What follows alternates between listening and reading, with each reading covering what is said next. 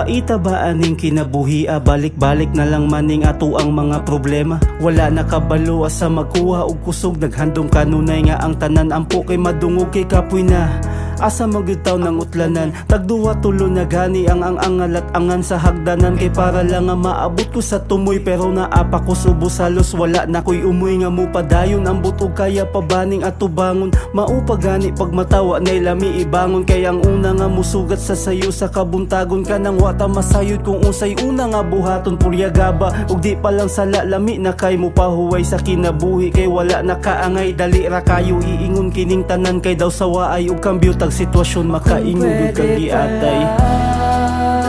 Nga mo balik kos panahon, nga ako'y problema ang ginadaladala, nga kalipay rang tumong.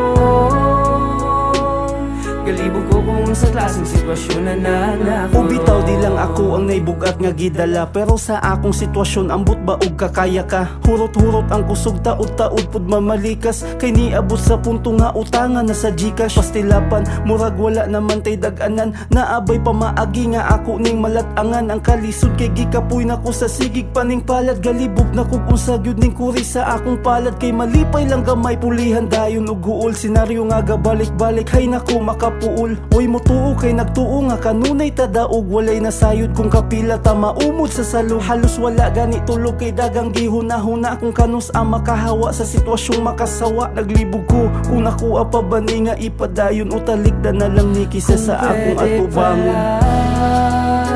Nga mo balik kos panahon, nga ako'y problema ang ginadaladala, nga kalipay rang tumong. Galibog ko kung sa klaseng sitwasyon na nakaroon. Nga mo balik kos panahon, nga ako'y problema ang ginadaladala, nga kalipay rang tumong. Galibog ko kung sa klaseng sitwasyon na nanakaroon.